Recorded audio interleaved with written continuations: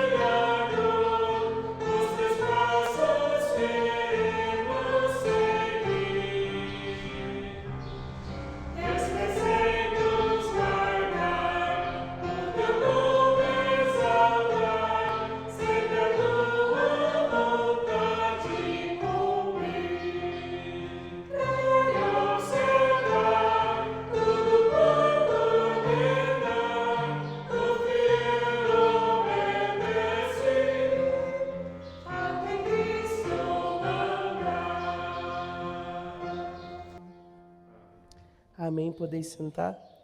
Irmãos, estava conversando com minha esposa antes de vir aqui para a igreja hoje pela manhã.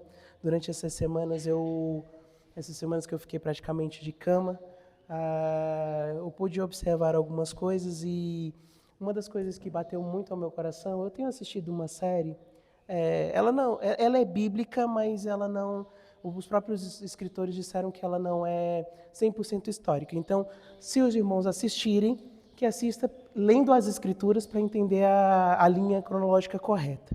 Mas nós temos assistido uma série chamada House of David, né, que é a Casa de Davi. É uma série sobre a vida de Davi e como Deus o chamou no tempo do rei Saul.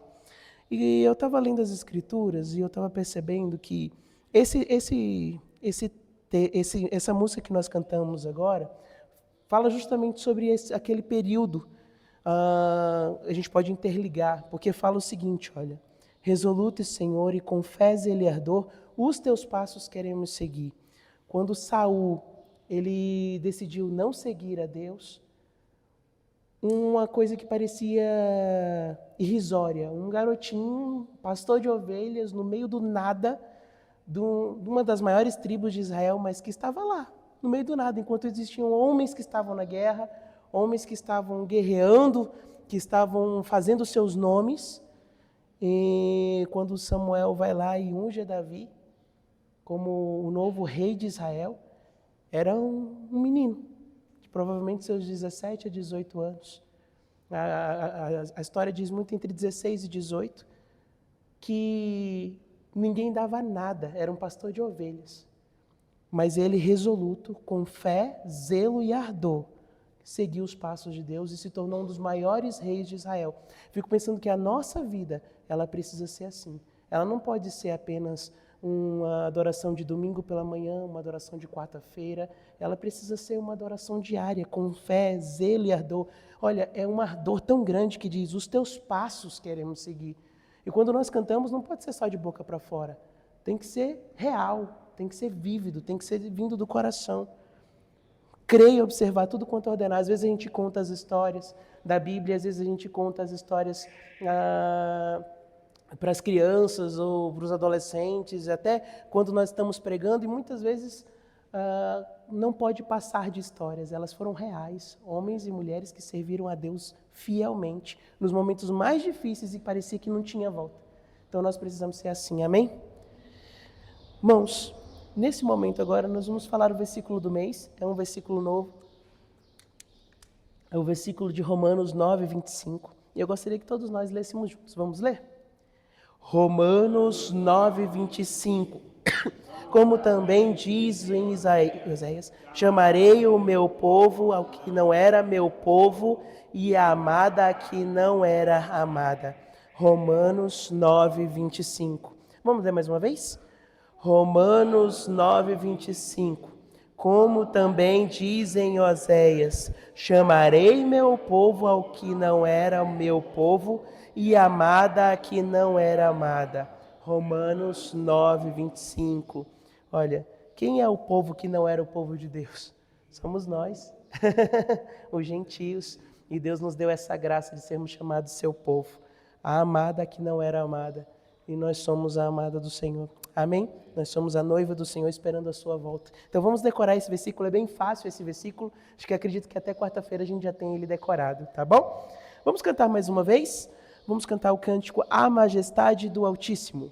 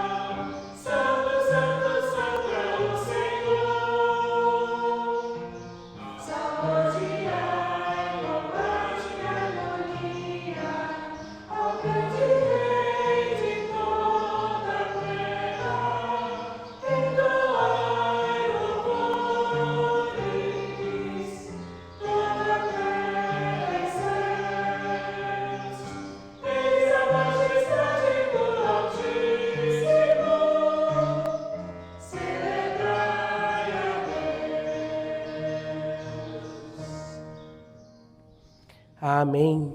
Celebrai a Deus, eis a majestade do Altíssimo. Esse é o nosso Deus que nós adoramos. Então todos sejam bem-vindos. Nós temos alguns avisos e alguns recados da igreja, não vamos nos esquecer. Hoje à noite é o primeiro domingo do mês, nós temos a Ceia do Senhor. Não vamos esquecer o nosso combinado desde o ano passado, né? É nós não faltarmos nenhuma ceia, participarmos de todas, né? Então, que Deus possa nos abençoar. Hoje às 19h30, Ceia do Senhor.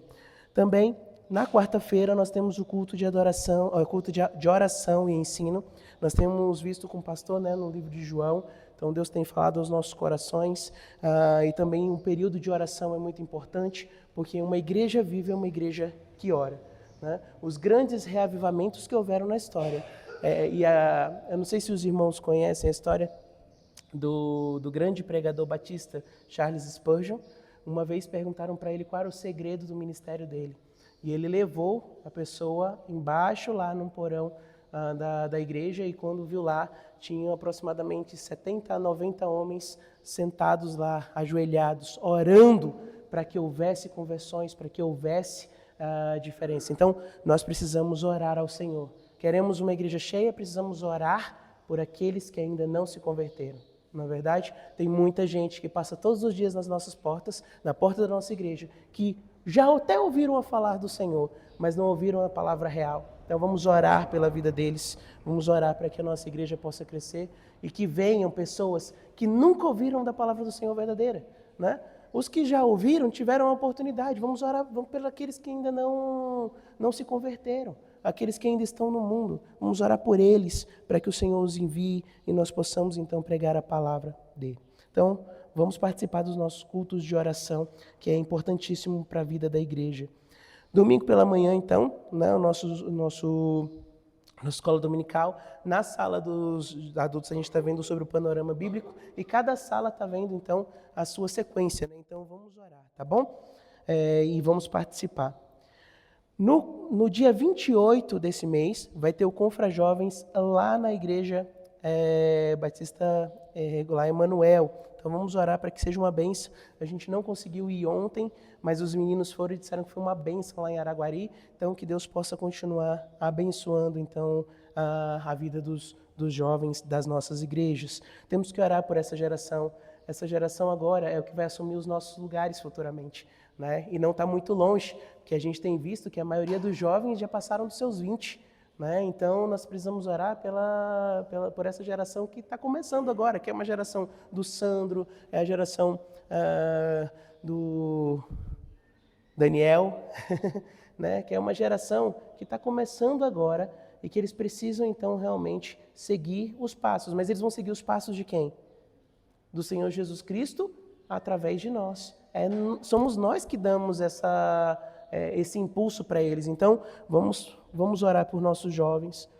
No dia 14 também, tirando esse sábado agora, no outro, nós temos um encontro de casais aqui, né? O tema Aprendendo o Princípio de Autoridade aplicado ao Casamento e Educação dos Filhos.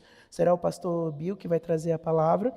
E após a reunião nós teremos um lanche compartilhado, daquela forma como nós fazemos, né? Cada casal ali traz uma parte do seu lanche para a gente poder juntar aqui e fazer uma bênção, tá bom? Esse encontro de casais aqui, ele vai ser aberto para as outras igrejas, né, pastor? O pastor enviou lá no grupo dos pastores, que é para aberto a todas as igrejas. Então vamos orar para aqueles que não estiverem em programação, que possam participar aqui conosco, será uma bênção.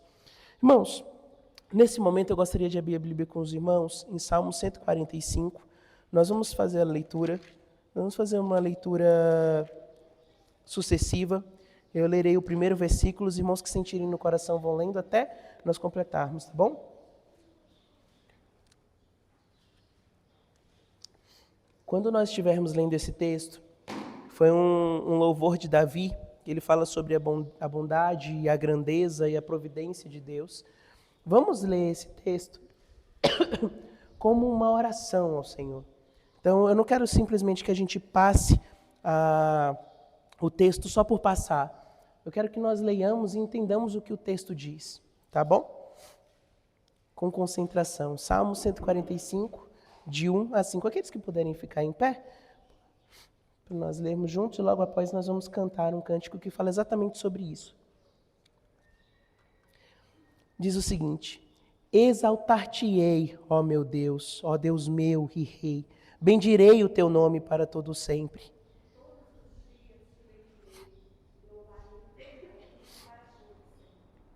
Grande é o Senhor e muito digno de louvor, e a sua grandeza insondável.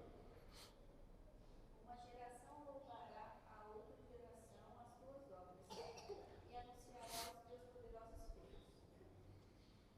Meditarei no glorioso Senhor da tua majestade e nas tuas maravilhas. Amém. Olha, exaltar-te-ei, ó Deus meu, porque o Senhor é formoso, porque o Senhor é grandioso, e de geração a geração. Ainda em pé, vamos cantar o hino o cântico Senhor formoso és, e vamos dizer, Senhor formoso és, tua face eu quero ver. Olha, vamos contemplar a face do Senhor. A gente não pode ver ela ainda a olho nu, porque nossos olhos não aguentariam, mas podemos ansiar pelo dia que nós teremos na glória.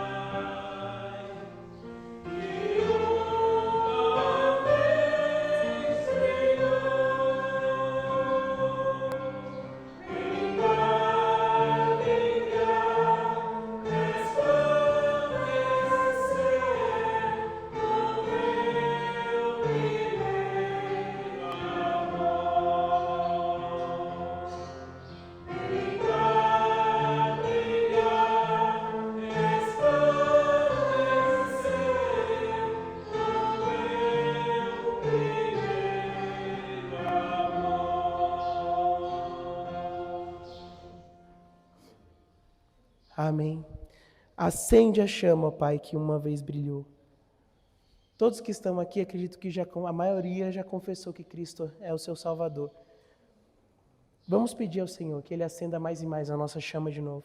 Sabe, aquela chama não era uma velinha escondida embaixo, mas era uma chama real, servindo ao Senhor. Nesse momento nós vamos ofertar ao Senhor nossos dízimos e ofertas. Pode sentar nesse momento. Nós vamos utilizar esse texto aqui hoje ainda, mas à noite a gente já vai fazer a troca dele, que é Deuteronômio 16, 17, que diz: cada um oferecerá na proporção em que Deus possa dar, segundo a bênção que o Senhor seu Deus lhe houver concedido. Deuteronômio 16, 17. Então, nesse momento, nós vamos fazer os dízimos e ofertas, nós vamos cantar e logo após, então, a palavra do pastor.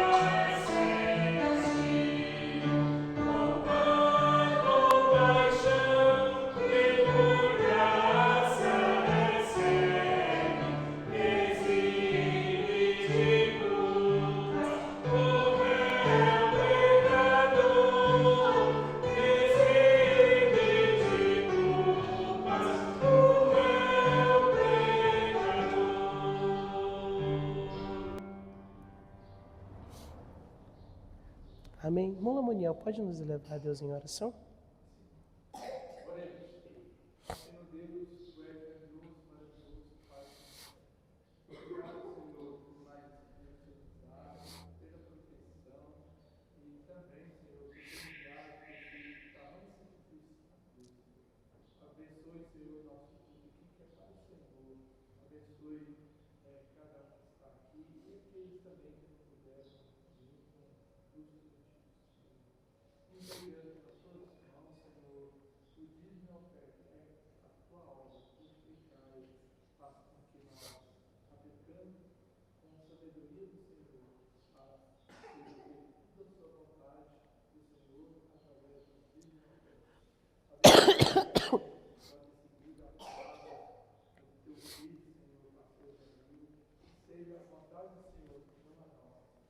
Entregamos o coração a ti, que o Senhor faça a vontade do Senhor em cada um dos que pedimos e agradecemos, em nome do Senhor Jesus. Amém. Passa a palavra então ao pastor Jamil.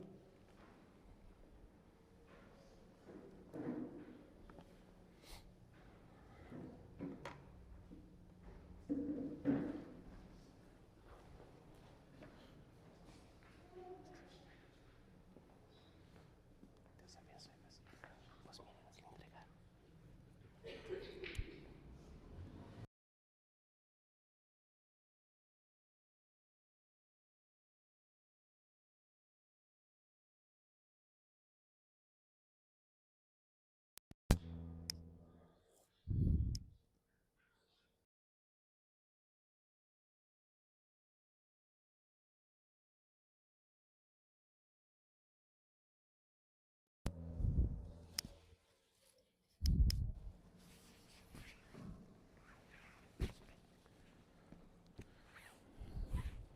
Muito bem.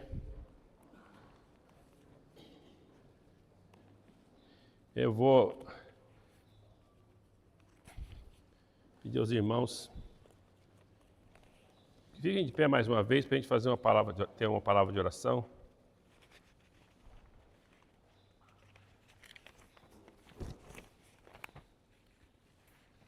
Oremos. Nosso Deus, nosso Pai, nós somos gratos ao Senhor. Podemos estar aqui reunidos mais uma vez para aprendermos do Senhor e da sua palavra, Senhor. Abre os nossos corações, dá-nos entendimento, para que assim, ó Pai, possamos fazer a vontade do Senhor. Te agradecemos, ó Pai, em nome do Senhor Jesus. Queremos neste momento ainda te pedir a tua graça sobre a saúde da Antonieta, sobre aqueles irmãos que estão viajando, como o irmão Ricardo e sua esposa, e aqueles que não estão aqui por outro motivo, se for motivo justo, mas se ainda for negligência e falta de maturidade, que o Senhor realmente possa estar fazendo com que eles mesmos possam chegar à conclusão que precisam chegar em todos os cultos. Eu te agradeço, Senhor, eu te louvo, em nome de Jesus. Amém. Muito bem, irmãos. Nós começamos semana passada, irmãos, a falar sobre a bondade de Deus. Nós estudamos, falamos um pouquinho sobre o Salmo 103, mas falamos sobre a doutrina da bondade de Deus. E eu quero fazer uma revisão antes de ler o outro versículo. A revisão, lembra que nós falamos sobre que a bondade de Deus se expressa em benevolência, certo? Deus é sendo benevolente. Então, benevolência, irmãos, lembra que é o amor na sua intenção e sua disposição. Ou seja, Deus tem aquele amor que está disposto, certo? Então ele expressa na sua benevolência, expressa na sua beneficência, que já é o amor colocado já em ação. E também na complacência, a provação às boas disposições, ou seja, às boas obras, certo? E vemos também que a bondade de Deus, aqueles que não merecem, se expressa através da graça, e aqueles que sofrem através da misericórdia e compaixão.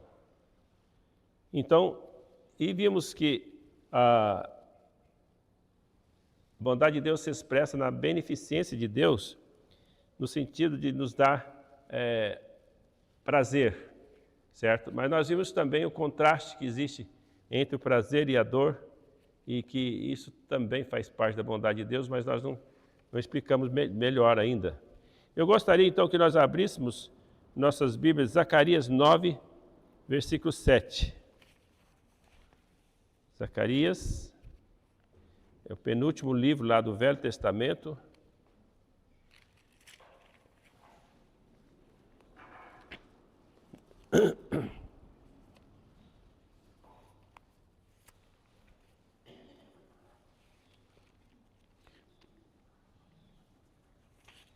Se alguém achar aí primeiro que eu, pode ler fazendo favor. Zacarias 9, 7.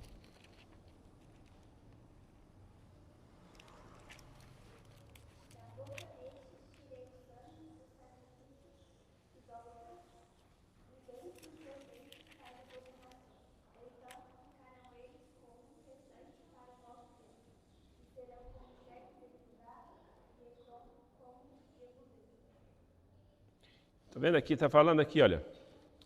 E da sua boca tirarei o seu sangue de entre os seus dentes e as suas abominações, e ele também ficará como um remanescente para o nosso Deus, e será governador de Judá. Então, essa bênção, essa beneficência, essa bondade de Deus, ela só foi exercida depois do sofrimento, certo? Então, é o que nós queremos, neste dia, estar tentando que possamos entender. Então, vamos ter uma palavra de oração, mais uma palavra de oração, abençoando o conteúdo de hoje. Obrigado, Senhor, pela Tua graça, pela Tua misericórdia, pela Tua bondade, Senhor, que expressa de várias formas aos homens e aos pecadores. Nós Te louvamos e Te agradecemos. Em nome de Jesus, amém e amém. Então, meus irmãos, a bondade de Deus, ela é algo que Deus tem, Ele tem prazer, Ele está disposto a mostrar essa bondade para conosco. Quando nós falamos para conosco, é para com os seus salvos. Mas também a bondade de Deus, ela é expressa no mundo através de bênçãos gerais para todos. O sol nasce para todos, existe o ar para respirar para todos, ele supre as necessidades, pelo menos de maioria, de quase todos, né? Na verdade, se nós formos olhar, ele supre a maioria de todos. O problema é que os homens é que uns têm muito, outros têm poucos, e aí essa bondade e misericórdia de Deus, os homens realmente por causa do pecado, então não é distribuída. Mas há ocasiões, irmãos, que eu posso perceber, e que todos nós percebemos, que às vezes Deus permite mesmo um momento de dor e de muita tristeza, de muita angústia, de muita tribulação. E você percebe ao ler as Escrituras que isso o sofrimento não é privilégio só dos ímpios. Muitas vezes os ímpios estão bem, e às vezes os santos, os justos, é que sofrem. Então isso também é algo que eu preciso entender relacionado com a bondade de Deus. E isso é importante porque eu preciso estar respondendo algumas perguntas. Então, quando eu estiver sofrendo, eu tenho que perguntar qual a razão, por que Deus está permitindo este sofrimento na minha vida. Então, nós temos as dicas das Escrituras. Em primeiro lugar, o sofrimento, em modo geral, é causa do pecado. Mas, às vezes, o meu sofrimento, em modo geral, naquele momento, não é causa do meu pecado. Certo? Então, existem causas que são realmente consequência do pecado. Então, consequência das decisões que a pessoa toma. Por exemplo, a pessoa vai lá, quando jovem, toma uma decisão de casar com uma pessoa que não foi da vontade de Deus. Mesmo sendo crente, às vezes as pessoas teimam. Porque hoje em dia, principalmente, as pessoas não são como quando eu era jovem, né? Quando eu era jovem, tinha pessoas que também fazem do mesmo jeito que está fazendo hoje. Então, mas a gente que era mais que a gente tinha mais intimidade com o pastor, tudo, a gente sempre conversava tudo a respeito daquilo que nós estávamos pretendendo fazer. E aí a pessoa estava querendo namorar com alguém, o que o senhor acha? O que o senhor pensa sobre isso? Então, às vezes, perguntava, hoje não. Mas não estou dizendo nem para o pastor, estou falando assim, para os pais. O que o senhor acha? O que o senhor pensa? Entende? Então, tudo bem, às vezes a pessoa vai contrário àquilo que os pais ensinaram. Consequência traz o sofrimento. Trouxe o sofrimento para a sua vida e, às vezes, esse sofrimento para o resto da vida. O ímpio, para ele, o casamento, hoje que eles nem casam, né, simplesmente uma experiência. Se não der certo, tudo bem. Mas para o cristão, ele tem que saber que o casamento não é uma experiência. Se não der certo, pode acabar. É para o resto da vida. Então tem que fazer isso. Então, às vezes, a pessoa quer fugir de uma determinada situação e entra em outra pior. Então, suponhamos que a rigidez do lar é muito grande, a pessoa quer fugir daquilo. E arruma outra coisa que vai realmente trazer a mesma coisa, talvez até pior. Então, infelizmente, irmãos, o sofrimento muitas vezes é causado por nós. Tá? Mas também a gente tem que saber que às vezes o sofrimento é permitido por Deus e infligido por Satanás. O exemplo disso é na vida de Jó. Os amigos dele foram nessa primeira tese lá, que o sofrimento é por causa do pecado, era do pecado de Jó. Lembra que acusaram ele de pecado, tudo? Mas não era verdade aquilo ali, né? Não era. Eles não tinham conhecimento dos bastidores daquele sofrimento. Hoje nós temos porque foi registrado nas Escrituras, senão nós não teríamos também. Eles não tinham. Então, o sofrimento de Jó não foi causado por pecado dele, certo? Foi realmente um sofrimento que Deus permitiu que Satanás afligisse, e nós podemos dizer assim, Deus quis mostrar que o homem pode ser fiel e justo diante de Deus, não somente quando ele está recebendo as coisas boas, mas também quando ele está recebendo as coisas más. O homem que realmente é de Deus, o homem que realmente, o homem, quando eu falo homem, é genérico nesse sentido, homem e mulher, que recebe, que é de Deus, recebe o sofrimento, ele realmente também aceita o sofrimento e glorifica a Deus, não blasfema contra Deus, porque está sofrendo. Essa pessoa continua glorificando a Deus, mesmo diante do seu sofrimento.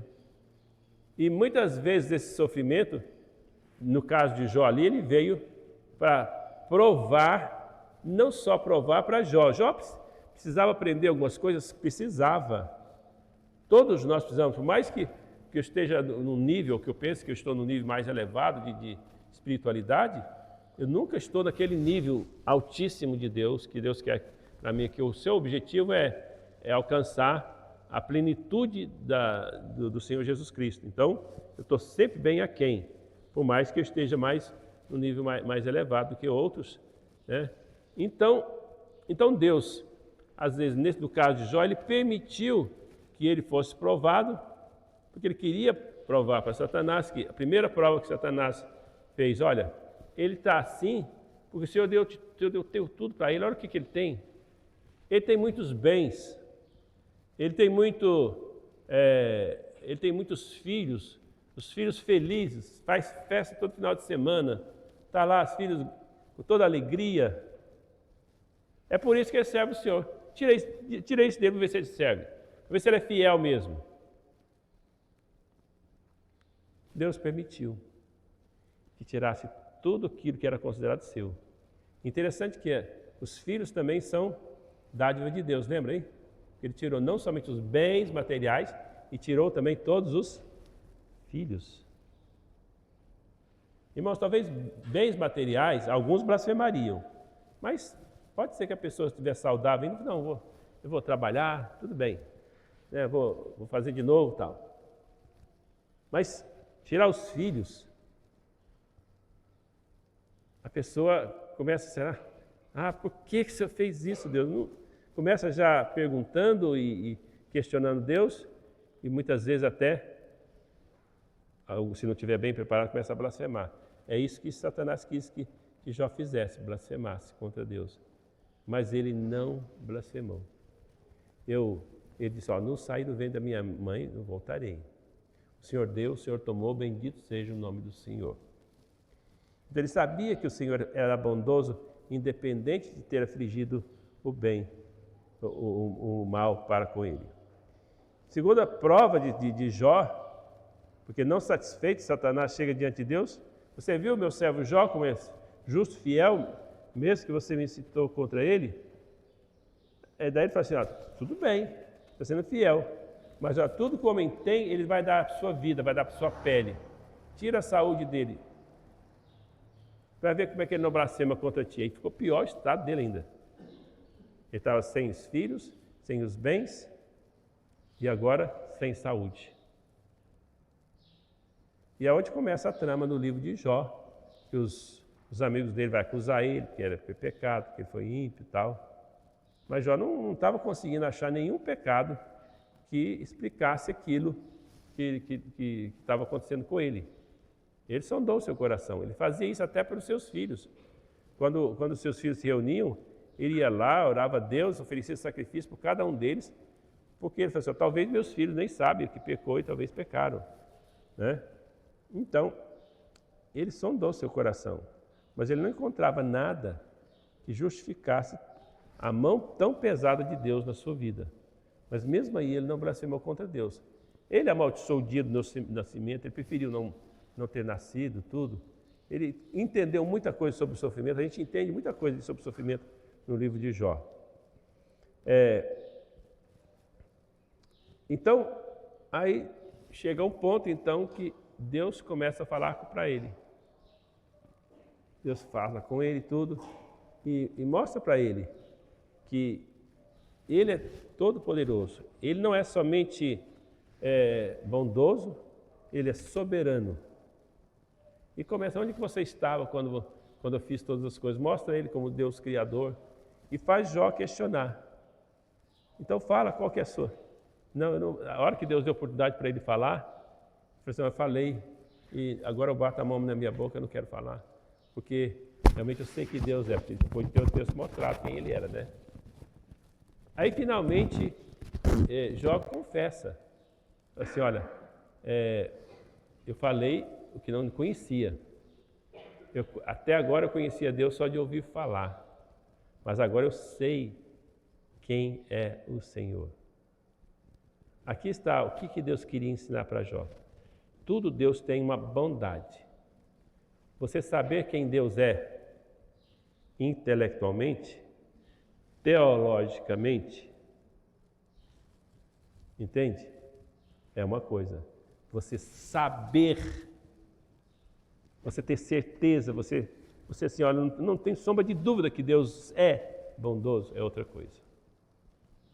Essa foi o grande ensinamento que Deus, o crescimento espiritual que Deus proporcionou a Jó, de modo que ele não poderia aprender de outra forma a não ser através do sofrimento. Deus deixou de ser bondoso por ter permitido aquele sofrimento para ele, mesmo que não foi Deus que o afligiu? Não, Deus também deixou e permitiu. Então, neste caso, irmãos, nós podemos ver que o objetivo de Deus foi ensinar algo, foi mostrar algo, crescimento de algo. E Deus mostrou depois algo importante. Ele restaurou todos os seus bens em dobro, tudo aquilo que ele tinha em dobro. E quando a gente vê, olha que essa última coisa aqui, quando ele foi ele deu os seus filhos na mesma quantidade que ele tinha, né? Mesmo tanto de filhos e filhas, mesma quantidade. E com isso nós aprendemos uma coisa importante. Jó, na verdade, não perdeu os seus filhos, os seus primeiros filhos. Ele teve em dobro também. Ele já tinha tido 10 filhos que ele tinha, não é? 7. 10, né? Então, 10 filhos, perdeu os 10, depois ele teve mais 10. Então, ele não tinha perdido os seus 10 primeiros filhos. Eles tinham ido para a glória. Ele cumpriu o seu papel, ele fez sua função que devia fazer, que é levar a Deus o conhecimento de Deus. Claro que eu vou lá levar o conhecimento de Deus para os meus filhos, tudo, sendo temente, sendo servindo a Deus, sendo exemplo, né? Porque às vezes eu estou falando na minha voz, mas ele não está vendo a minha vida, aquilo que eu estou falando. Então, se ele não está vendo na minha vida, a hora que ele souber discernir, deixar de ser criança, começar a pensar, ele vai ver, isso aí que a minha mãe ou que o meu pai está falando, isso aí ele não pratica, isso aqui não é verdade. Ele vai rejeitar a verdade. Os piores ateus são aqueles que eram, entre aspas, crentes, sabia? Os piores, os que mais blasfemam contra Deus. Porque talvez viram essa contradição dentro da igreja. Mas não estou dizendo que eles estão certos, não é errado, não tem que ficar olhando a vida dos outros. Porque os outros sempre vão falhar com a gente, vai mesmo. Certo? Eu vou falhar, seus pais vão falhar, todo mundo vai falhar. Mas você tem que olhar para o Senhor, Ele não falha nunca. Então em relação à vida de Jó, nós podemos observar então que ele não perdeu seus filhos, ele ganhou seus filhos para Cristo. Certo? E no caso, fazendo a aplicação mais real, às vezes Deus não concede também que um dos nossos filhos se converta, ou pelo menos por algum tempo.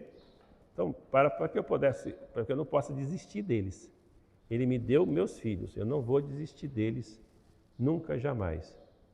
Então, quando eles estão em casa, eu vou fazer com eles, eu vou trabalhar com eles, vou ensinar, vai ter que seguir na minha... dentro das leis do meu lar. Mas quando eles saírem, eu não vou ter mais controle sobre a vida deles. É responsabilidade deles. Se eles rejeitarem o Senhor, rejeitou, mas o importante é que eu fiz bem a minha parte. Certo? Mas eu não vou desistir deles. Vou continuar orando todos os dias. Nunca vou desistir. Nunca vou desistir deles. Deus é misericordioso, Deus é bondoso. É misericordioso, né? Gracioso, graça. Ele não vai merecer, pelo tudo que ele fez, não merecia ser salvo, não. Mas eu também não merecia. Nenhum de nós aqui merecíamos. A graça dele pode alcançar a qualquer momento da sua vida, né? Da vida dele. Talvez você vai morrer e não vai ver. Mas talvez um dia a pessoa vai se converter. Então, enquanto estou vivo, estou aqui, intercede pelos seus filhos. Lá na glória, não sei se a gente vai ter preocupação de se alguma coisa daqui da terra, não sei. Isso aí não vamos entrar em conjectura, se a gente vai poder orar para alguém lá, para cá, não sei se isso vai acontecer. Acho que a gente já vai ter uma visão mais completa, vai até saber já que vai se converter ou não. Então, não vamos entrar em detalhes aqui. Mas enquanto você tiver vida, não desista. Seja qual idade. Talvez você está lá com seus 70 anos, seu filho está com 50, não é convertido, continua orando. Certo? Outro exemplo, irmãos, que a gente vê que Deus tem o propósito do sofrimento, é um sofrimento também que Deus afligiu a Paulo. Ele não fala como um sofrimento, mas fala que foi um espinho na carne. Certo? Alguma coisa que dava para ele tinha que se humilhar. Eu acredito que é um problema, provavelmente um problema de vista, porque o problema é que tem uma visão subnormal. Não é problema de vista que você põe um óculos, né? Não sei que naquele tempo não tinha óculos, mas tinha, acho que, não sei se tinha alguma outra coisa aqui. Mas o problema dele era médio, uma visão bem subnormal, que não conseguia nem escrever direito. Isso quer dizer que tornava a pessoa dependente do outro. Isso é para humilhar mais a pessoa. Mas por que Deus queria humilhar ele? Deus deu grandes revelações para ele. E Deus queria manter ele humilde. Para ele não se ensoberbecer. Porque Paulo, ele era o tal mesmo, viu, gente? Ele era inteligentíssimo. Ele era um homem privilegiado. Certo? Se nós formos pensar hoje, talvez ele era um dos homens mais intelectuais da época dele. Mais inteligentes. Certo? E Deus, ainda de tudo isso, Deus deu para ele uma educação excelente, Deus deu para ele revelações sobre Deus extraordinárias. Porque para ele ser apóstolo, ele tinha que ter recebido de Deus, diretamente de Deus, a sua própria... ele não aprendeu de homens, ele aprendeu de Deus diretamente. Então, ele não era para se ensoberbecer, por isso que Deus colocou aquele espinho na carne. Então, às vezes Deus deixa um sofrimento para me manter no meu lugar. Você é homem, eu sou Deus, fica aí no seu lugar, aí o poder se aperfeiçoa na fraqueza. Certo? Fica humilde aí, esse é o seu lugar de ser, como ser humano, é sempre permanecer humilde diante de mim. Tá certo? Bom, a Bíblia fala também dos sofrimentos que era causado pelas perseguições. As perseguições, eu vou falar aqui da igreja primitiva, as perseguições à igreja primitiva, a princípio ela foi perseguida pelos próprios compatriarcas, que são os judeus próprios, né? E depois ela foi perseguida pelo Império Romano, de uma forma bem forte, e assim foi. Mas eles tinham a ideia do sofrimento como algo que é privilégio, porque o próprio Senhor Jesus Cristo veio a este mundo para sofrer. Então eles olhavam o sofrimento como um privilégio que tinha de servir a Deus mesmo em meio de sofrimento. Ou seja, por que as pessoas estavam perseguindo eles? Porque eles não queriam que eles pregassem o Evangelho. Eles não queriam que a verdade fosse prevalecer. Assim como Paulo perseguiu, quase no mesmo dia que ele era perseguido, ele se tornou que ele era perseguidor, ele se tornou perseguido. Tanto é que ele teve que descer de Damasco por uma cesta, né? Sendo fugido ali. Então, o sofrimento, às vezes, ele vem só porque eu sou diferente da pessoa, só porque as pessoas querem impor o seu pensamento. Infelizmente, irmãos, quando a igreja o cristianismo alcança o poder, certo? E se torna não somente uma igreja, uma denominação, uma igreja, ela se torna praticamente o Estado, o poder de Estado, a igreja vai fazer a mesma coisa com seus oponentes. A mesma coisa. Se eu estudo a história da igreja, se você estuda a história da igreja e não entende Deus, você vai passar a desacreditar no cristianismo e desacreditar talvez até em Deus. Mas você vai perceber também que Deus sempre tem seus remanescentes e sempre volta, né? A reforma foi um marco na história. Ela resgatou aquilo que até Agostinho tinha, né? Até lá no século 3, 300 anos, até 400 anos ainda tinha. Mas a igreja foi se afastando aos poucos. Quando chegou a São Tomás de Aquino, lá que eles falam São Tomás de Aquino, a igreja já estava praticamente igual é hoje. Porque a igreja se afastou de Deus.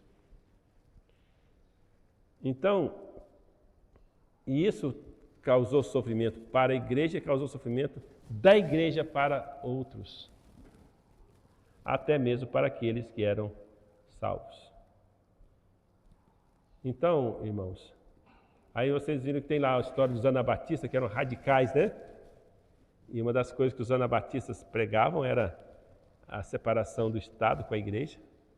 Depois outros, João Calvino também depois aderiu também isso, e outros reformadores também aderiram a isso. Mas eles até esse momento eram radicais, só os anabatistas, certo? Então, a igreja também se afastou como um todo, que eu falo como um todo, no modo geral, a denominação. E isso trouxe sofrimento para aqueles que eram verdadeiros salvos. perseguição para aqueles que eram verdadeiros salvos. Então Deus sempre está permitindo, porque Deus quer. Hoje à noite vocês vão entender por quê. Quando você entende sobre a doutrina da eleição, você vai entender muito da história da igreja, você vai entender muito do que acontece com os homens, porque Deus tem um propósito de criar um novo homem em Deus. Deus tem esse propósito. Então, quando Ele toma esse propósito e coloca em prática, a gente vai ver que o homem é o que é por causa do seu pecado.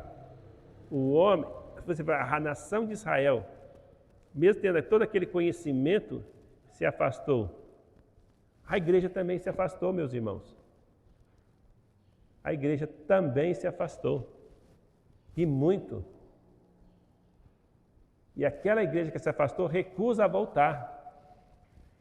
Precisou haver, na verdade, não é bem uma reforma, né? A gente fala de reforma, mas é um protestantismo. Que a história não é uma história da reforma, é a história do protestantismo. Porque aquela igreja não foi reformada. Eles fizeram algumas mudançazinhas assim, mas que não foram naquilo que precisava ser mudada. Mas aqueles que continuaram protestando e fazendo as coisas contra aquilo que não estava de acordo com as Escrituras, então esses realmente fizeram a diferença. Mas a igreja está em declínio hoje também. Nós estamos em um tempo que a igreja está voltando ao declínio. Onde está a maioria das pessoas que são crentes, entre aspas, são igrejas que não pregam o verdadeiro evangelho, são as neopentecostais. E ali não se prega Cristo como Salvador, se prega cura, se prega um evangelho mais humano, certo? Humanista, um evangelho que é de aqui e agora. E infelizmente a igreja tem se afastado. Graças a Deus ainda tem grupos ainda, mas nós devemos ficar firmes, certo? E nós precisamos começar a fazer o trabalho, porque se eu acredito ainda que Deus é bondoso, Ele ainda tem muita gente para salvar. Então tem gente nesse bairro, tem gente nos bairros vizinhos, tem pessoas que Ele quer salvar. Então nós temos que fazer isso, porque se você é salvo, se eu sou salvo, eu estou muito apático em relação às outras pessoas. Cadê o nosso amor? Cadê a nossa bondade? Será que eu sou só beneficente? Estou disposto a fazer, mas não faço? Mas quem está disposto é beneficente tem que ser quem é benevolente, é disposto a fazer, também tem que ser beneficente, tem que fazer alguma coisa. Então vamos fazer, nós temos mais de 1000 folhetos para ser distribuído. Começa com isso, começa. Ao fazer isso, você vai tendo as oportunidades, você vai ficando conhecido. Leve folhetos para sua casa, distribua. Certo? Esse é o início. Aqueles pais das crianças que estão vindo, os avós, os parentes deles, vamos procurar fazer amizade com essas pessoas. Não deixa só a título tu conhecer eles, não. Vamos lá conhecê-los. Certo? Tanto as crianças como os pais. É a oportunidade do evangelho. É a forma de demonstrar bondade, amor. Certo? Então vamos pensar nisso. Obrigado, Senhor, pela Tua palavra. Te agradeço, Senhor, por esses momentos que nós passamos aqui. Em nome do Senhor Jesus. Amém e amém.